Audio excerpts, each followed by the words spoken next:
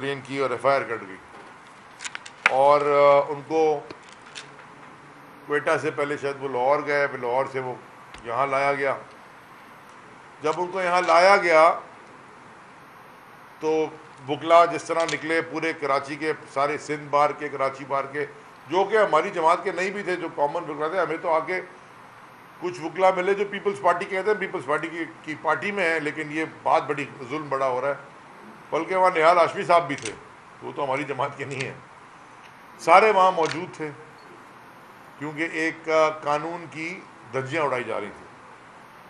तो ऑनरेबल जज ने उनका केस डिस्चार्ज कर दिया, यानी कि उन्होंने कहा केस ही नहीं है, गलत है सारा, डिस्चार्ज हो गया। केस डिस्चार्ज होने के बाद हसन न्याजी को वकला लेके गए बार रूम में। उन्होंने कहा जब तक ऑर्डर आपका आ जाए रिटर्न, हम बार रूम में बैठते हैं। बार रूम में लोग तस्वीरें खिंचा रहे थे, यहाँ सारा कुछ। अब हसन न्याजी एक फ्री मैन था, बिकॉज उसके ऊपर कोई यहाँ कराची में और FIR नहीं। लेकिन कल रात 6 बजे की फ़्लाइट थी, हमने कहा वापस लाहौर जाएं। उन्होंने कहा जी हमने वापस जुडिशल कस्टडी में देना, लाहौर की एक FIR रह गई जिसकी आज सुबह हियरिंग हुई। हमने कहा बिल्कुल ठीक है, आप हम 6 बजे की फ़्लाइट ले लेते हैं, क्योंकि 3 बज गए, यहाँ से सीधा चले एयरपोर्ट, आप साथ चले, जो IO है इन्वेस्टिगेशन ऑफिसर, और आप चले जाएं इनको लेके साथ। मैंने कहा मैं भी साथ चलता हूँ आपके, जहाज़ में तो नहीं भाग सकता ना खोल के, वो जहाज़ खोल के तो नहीं भागेगा, और वहाँ उतरेंगी तो आप टेक ओवर कर लीजिएगा। लेकिन वो कल नहीं हुआ। रात तक हम सुनते रहे कि वो अब हो रहा है कि जब हो रहा है। फिर हमें कहा गया कि सुबह हो जाएगा, सुबह की फ़्लाइट चलाएंगे। लेकिन हसन न्याजी अभी तक हवालात में है, कोई केस उनके ऊपर सिंध में नहीं है, वो अभी भी गडाफ थाने में बैठा हुआ है और उसके ऊपर कोई केस नहीं है। जबकि एक और पिटिशन लगाई थी फौरन उसके बाद ट्रांजिट बेल की, जिसमें जज साहब ने यह फरमाया, दूसरे कोर्ट में, जिसमें जज साहब ने फरमाया कि हसन न्याजी को फर्स्ट अवेलेबल फ्लाइट 2 बजे के करीब, ये बात उनका था 2-2:30 बजे, कि फर्स्ट अवेलेबल फ्लाइट पे जाना होगा, लाहौर भेज दें वापस। अभी तक फ्लाइट नहीं मिली है, हालांकि 6 बजे टिकट भी था और सीट नंबर भी अलॉट हो चुके थे, लेकिन वो आज तक बेचारा थाने में बैठा हुआ है। इसी तरह जो हमारे पूरे पाकिस्तान में और ख़ास तौर में कराची के ऊपर तो यहाँ भी हुआ है, जो हमारे सोशल मीडिया के लोगों को बग़ैर वारंट के, बग़ैर किसी FIR के, बग़ैर किसी केस के, सादे कपड़ों में लोग आके घरों से उठा के ले जा रहे हैं। पुलिस वालों से मैं पूछना चाहता हूँ कि ये आप FIR लाएँ, वारंट लाएँ, आप उसके बाद जब में जो कार्रवाई करनी करें, लेकिन घरों में घुस के, जैसे कि आपने MPA को उठाया बग़ैर स्पीकर की परमिशन के, कोई वो केस नहीं था, अरसलान गुमन को उठाया तो वो बग़ैर स्पीकर की परमिशन। इस तरह का कानून अभी जंगल जस्टिस है, तो ये बनाना रिपब्लिक तो नहीं, पाइनएप्पल रिपब्लिक बन गई। ये मैं पहले शुरू से करना चाहता था। दूसरा जो इस वक्त बहुत इंपॉर्टेंट इशू है मुल्क में, ये जो कल एक रिफॉर्म्स बिल आ गया है जनाब सुप्रीम कोर्ट का, ये जो बिल आया है, जरा मुझे बताएं कि देखें रिफॉर्म्स तो हमेशा अच्छे होते हैं, किसी भी इंस्टीट्यूशन में अगर रिफॉर्म्स किए जाए अच्छी बात है, वक्त के साथ साथ हालात भी बदलते हैं तो रिफॉर्म्स भी होने चाहिए। लेकिन मुझे बताएं कि ये जो टाइमिंग है इसकी, इस पे तो पूरी कौम को शक है, बड़ी डूबियस है जिसे कहते हैं, शक की निगाह से टाइमिंग देखी जा रही है। क्यों कि PDM की हुकूमत की इसमें अब डेस्परेशन नज़र आ गई है। देखिए ये जो करंट चीफ जस्टिस साहब हैं बंदयाल साहब, इनका टेन्योर शायद सितंबर में ख़त्म हो जाएगा। इन्होंने कितने सुओ मोटो लिए हैं अभी तक? 2 या 3, कोई ज़्यादा सुओ मोटो तो नहीं लिए। अब इनको बहुत बुरा लग रहा है, लेकिन इफ्तिखार चौधरी साहब जब चीफ जस्टिस थे तो ऐसा लगता था सुओ मोटो को ताकत की इंजेक्शन लग गया है, स्टेरॉइड्स नहीं कहते, हर चीज़ में सुओ मोटो होता था। सुबह उठ के 4-5 सुओ मोटो ऐसे ही हो जाते थे। उस वक्त तो बड़े खुश थे ये। उस वक्त क्यों नहीं ये बिल विल लेके आया हुकूमत में? उसके बाद हुकूमत में आ चुके हैं। ये जो बिल है ना, अब इसको ये रेट्रोस्पेक्टिव भी अलाउ कर रहे हैं, यानी कि पीछे वाले अगर ये अलाउ कर रहे हैं तो इसका मतलब है कि ये असल में इसके पीछे मैलिफाइडी ये है कि वो नवाज शरीफ के केस या जहांगीर तरीन के या इस तरह के जो केसेस हैं उनकी डिस्क्वालिफिकेशन है, उनको भी अगर इक्वल अपॉर्चुनिटी दे रहे हैं अपील करने की, तो जो फिर अप्रैल का 2022 का वर्डिक्ट था डेप्यूटी स्पीकर के डिसीजन का नो कॉन्फिडेंस वोट वाला, वो भी चैलेंज होगा, वो भी वैलिड होगा। और अगर इतना सिंपल है और इतना ज़रूरी था तो फिर यह कानून में अमेंडमेंट होनी थी। बिल तो आप आज ले आए तो दूसरी हुकूमत आएगी, बिल उड़ा देगी आपका, टेम्परेरी है ना। कानून में अमेंडमेंट होनी थी, कॉन्स्टिट्यूशनल अमेंडमेंट, उसके लिए इनके पास नंबर्स नहीं है। और अगर ये सोचते तो अगर हमारे साथ ये हमारे तो सारे कोर्ट्स ने इस्तीफे यानी कि हमारे सस्पेंड कर दिए हैं, सारे पाकिस्तान के कोर्ट्स हैं सारे, तो अगर ये सोचते हमसे बात करते बड़ी सारी चीज़ें हमसे डिस्कस कर सकते थे। असल में बात करने को ये तैयार नहीं है। मुल्क में फसादात और केओस ये पीडीएम के और इनके इत्तेहादी और ये सारे चोर डाकू जो मिलके ये चाहते हैं। उसकी वजह यह है कि इनको अपनी सियासी कब्र भी नज़र आ रही है और सियासी मौत पे मलिकुल मौत लेके खड़ा हुआ है इनकी सियासत के ऊपर, वो पर्ची लेके कि भाईजान आपने किया इस मुल्क के साथ। ये इसलिए इलेक्शन से भाग रहे हैं और हंगामा आ रही। और ये FIR जो इमरान खान साहब के ऊपर 150 हो गई उनकी, अभी तक नहीं हुई, 100 तो हो गई थी, हाँ बस 143 पे खेल रहे हैं अभी, तो वो 150 भी ये जो रिकॉर्ड FIRs हैं ये, और सारों के ऊपर हमारे सबके ऊपर हम पे भी हैं, तो ये इन पे भी यहाँ पे भी है ना, दो हैं ATC मेरे पे 3 है, मैं आपसे बताता हूँ। तो ये जो सारी हैं ये FIR हैं, ये सिर्फ हंगामा आ रही, ये इलेक्शन से भागने का काम है इनका। और जमहूरियत में कोई तारीख में जमहूरी पार्टी इलेक्शन से तो भागती है, इसका मतलब है कि वो एडमिशन ऑफ गिल्ट होता है, उनको पता है कि उन्होंने कुछ नहीं किया हुआ। तीसरी चीज़ जो जल्दी से मैं इसके ऊपर बात कर लूँ, वो मरियम सफदर साहिबा हैं, जो वो थोड़ा सा मेरे ख्याल में वो और उनकी जो छोटी वाली मरियम है, मेरे ख्याल में देखें खातून है, ख़वातीन का हमारे माशरे में बड़ा एहतराम है। इन्होंने तो कभी नहीं किया था बेनज़ीर भुट्टो शहीद का, लेकिन मैं कोई भी गैर अखलाक़ी बात नहीं करूँगा,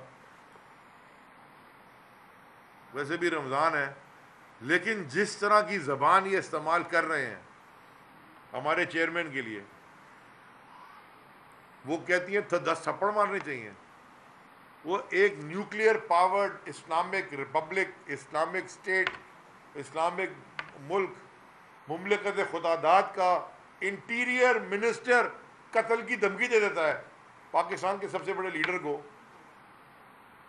वो आके कहती हैं कि हमारे पास जजेस की और जर्नल्स की और ब्यूरोक्रेट पता नहीं किस किस की वीडियो है, और ब्लैकमेल करती हैं, और सारा मुल्क कौम खामोश है, सारे इदारे खामोश हैं। मैं तो ये माशरा गया किधर? छोटे छोटे बच्चे अब सवाल उठाने लग गए हैं। इनका खुद का जो बैकग्राउंड है वो हर चीज़ झूठ है, यानी कि बचपने से आप देख लें ना, बचपने से देख लें। वो किंग एडवर्ड में दाखिला कराया, वहाँ से निकाल दिया गया क्योंकि क्लास भी नहीं जाती थी। वो जिसने निकाला वो उनके वालिद साहब जो PM थे उस वक्त, उन्होंने उसी को निकाल दिया, किंग एडवर्ड के प्रिंसिपल को भी फारिग कर दिया। उसके बाद कहा जी मेरी प्रॉपर्टी नहीं है, लेकिन नेस्कॉल कंपनी इनकी है और 100% शेयर इनके हैं, और सारी कंपनियां प्रॉपर्टीज जो है चारों अपार्टमेंट वो नेस्कॉल के अंडर है। भाई जब प्रॉपर्टी आपकी नहीं है, आपके नाम पे तो नहीं हो, तो नेस्कॉल के नाम पे, तो नेस्कॉल किसके नाम पे है? हाँ, सारे शेयर आपके हैं। वो आप कहते हैं पागल बनाने की बातें। जो 2013 में क्या किया, 3,500 कैनाल प्राइम लैंड रायवेंड में ट्रांसफ़र हुआ इनके नवाज शरीफ के, इनके ख़ानदान के लोगों के नाम पे। उसमें से 1400 मरियम के नाम पे ट्रांसफ़र हुआ। पूरे लाहौर प्लान का मास्टर प्लान, सिटी का मास्टर प्लान जो 2004 में हुआ था, वो इलीगली अमेंड करवा के और इनके लैंड एक्विजिशन को फैसिलिटेट करने के लिए वो कर दिया। लेकिन इनकी तो पाकिस्तान में क्या, अमेरिका में क्या, दुनिया में कोई प्रॉपर्टी नहीं है। वो 1400 कैनाल किसके हैं। और आखिरी बात यह कि जो 11 अगस्त 2020 को मरियम नवाज साहिबा को जब नैब ने बुलाया था अपना सोर्स बताने का, इन्होंने वहां किया था, भूल ना जाए कौम, पथराव किया था नैब के दफ्तर में। गाड़ी की डिक्की में पत्थर लेके गए थे, डिक्की खोल के पत्थर निकाल के मारे थे। ये पथराव करके आ गए थे, हंगामा आराई हो गई। और यहां खान साहब खुद जा रहे हैं, अब तो बता नहीं रहे, खुद जा रहे हैं। उस दिन तो लोगों के साथ लोग साथ गए थे ना, बहुत सारे खुद गए थे लोग। अब वो बगैर पता चुपके से खुद चले जाते हैं। लाहौर भी चले गए, इस्लामाबाद भी चले गए, ताकि ये भी ना हो। देखें, दो कानून हो नहीं सकते दुनिया में। और जो आखिरी चीज़ मैंने ख़ास तौर पे जतोई साहब को और क्यू हाकिम को, करीम जतोई जो इलाके जतोई साहब के साहबजादे हैं, और दादू में हमारे वाइस प्रेसिडेंट भी हैं सिंध में, और दादू का जो डिस्ट्रिक्ट है वो पूरा देखते हैं। मैं जल्दी जो हैदराबाद में हुआ है मैं ज़रा बताना चाहता हूँ आपको, और ये कौम ज़रा खुदा गौर से समझे कि हुआ क्या है। एक एक बात जो मैं आपसे कह रहा हूँ फैक्ट पे, अगर गलत कह रहा हूँ तो कोई चैलेंज कर दे। बड़ा आसान अल्फाज में समझाऊंगा। पहले क्यों हाकिम साहब जो हमारे DGS हैं सिंध के, मैं ज़रा बताऊँ, हैदराबाद में 15 जनवरी को इलेक्शन होता है। जैसे पूरे इस सिंध के जो जोन, ये पार्ट 2 था लोकल बॉडीज का, उसमें क्या हुआ सबको पता है। लेकिन अब आ जाए स्पेसिफिक पे, 28 UC 28 और UC 35 मियाँ सरफराज टाउन हैदराबाद में, इसमें एक वार्ड में कि एक पोलिंग स्टेशन के, दोनों के, एक वार्ड के एक पोलिंग स्टेशन के बैलेट बॉक्सेस लेके कोई भाग गया, क्योंकि वो हार रहे थे। अब इलेक्शन कमीशन ने 28 को हुआ ना, ये भी दोबारा 26 तारीख को रीपोल करवाया। एक पोलिंग स्टेशन, एक वार्ड के एक पोलिंग स्टेशन पे, पूरे UC में भी नहीं, NA के PS की बात नहीं कर रहा मैं, शहर की बात, मैं एक वार्ड के एक पोलिंग स्टेशन की बात कर रहा हूं। 4 DSP लगे, दर्जनों मोबाइलें पुलिस की वहां लगी। उसके बावजूद सर फटे, फायरिंग हुई, लोग जख्मी हो गए। एक तूफान बदतमीजी जरदारी माफिया ने लगाया हुआ था, और पुलिस की छतरी के नीचे खुले आम बदमाशी कर रहे थे। उनकी निगरानी में खुले आम एक वार्ड का इलेक्शन हो रहा है, एक पोलिंग स्टेशन है इतने बड़े पाकिस्तान का। उसके बावजूद UC 28 जबरदस्ती, वो हम उस वक्त बाकी जो 3 वार्ड हैं, एक में UC में 4, वो जीते हुए हैं हम UC 28, वो हमें ज़बरदस्ती हरवाया गया। और UC 35 हम जीत गए, हमारे पास कंपाइल्ड रिजल्ट भी आ गया। 20 वोटों से तहरीक इंसाफ UC 35 वो जीत गई, क्योंकि उस वार्ड का इलेक्शन में उन सारे हंगामा रही के बावजूद। अब क्या करते हैं, अगले दिन पूरी UC का रिकाउंट कर दिया, जो 15 जनवरी को हुआ था वो उनका नहीं, उस वार्ड का, और 350 वोट रिजेक्ट कर दिए, और वो भी उनको अब UC दे दी। रिजल्ट हमारे पास आ गया था, ना कोई डर गया ट्राइब्यूनल में, ना कोई इलेक्शन कमीशन के धक्के खाए हमने, हमारे लोग खुद ही फैसला हुआ, खुद ही ये सारा तमाशा हो गया। ये हाल है इलेक्शन कमीशन ऑफ पाकिस्तान का। इसी तरह यहां क्या हुआ मेहड़ में, यहां पे, यह आखिरी बात मैं कर रहा हूं, फिर आपके सवाल ले लूंगा। यहां पे 14 वार्ड है टाउन कमेटी के, 8 तहरीक इंसाफ जीती, 5 पीपल्स पार्टी जीती, और 1 शहीद भुट्टो जीती। ठीक हो गया जी। जब जीते तो हमारे जो GS है ना, जीएस को उठा के लेकर रात को घर से, वहां धरना दिया गया उसकी रिहाई के लिए, फिर रिजल्ट रोक रहे थे। इन सब तमाशों के बाद वो रिलीज भी हुआ, उस पर एटीसी लगा दी।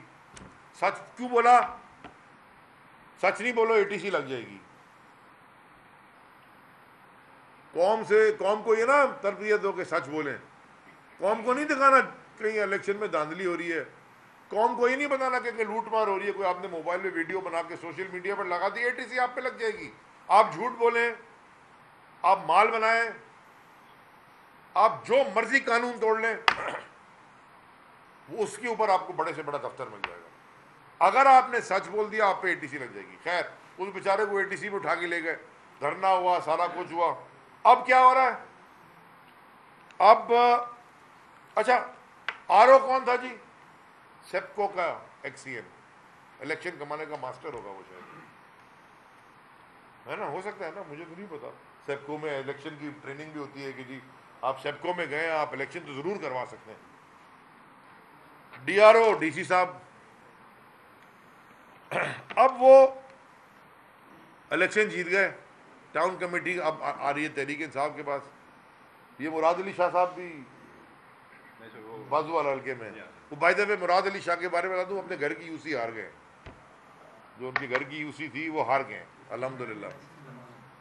हैं किसी अच्छा, अब क्या किया उन्होंने? अब वो बॉक्सेस पड़े हुए हैं जी आरओ डीआरओ के पास,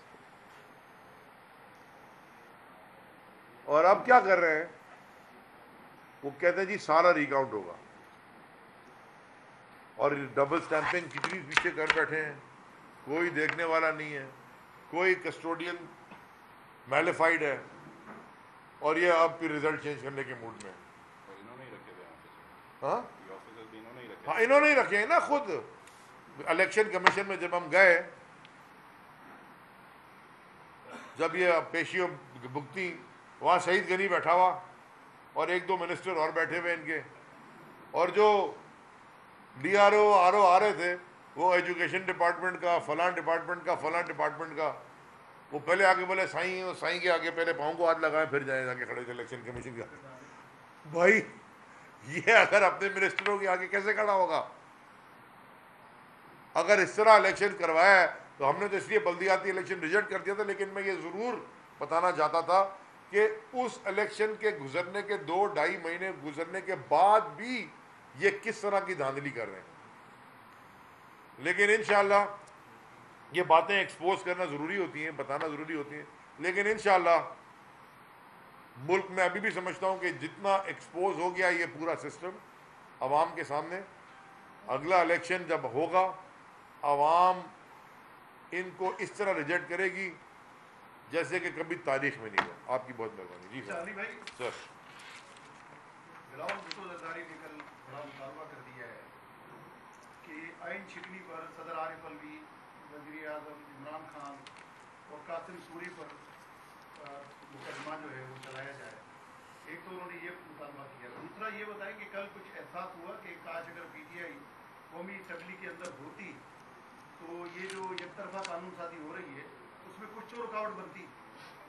अच्छा देखें, पहले तो मुझे बड़ी खुशी है कि आपने मुझे बताया कि बिलावल भुट्टो पाकिस्तान में, तो उन्होंने यहीं से दावा किया ना कि अमेरिका में बैठ के तो नहीं किया ना, वहाँ से दावा कौमी असम्बली में दावा किया। उनकी बात को वैसे हम जब असम्बली में मेंबर बैठे भी थे तो इतनी संजीदगी से कोई लेता नहीं था।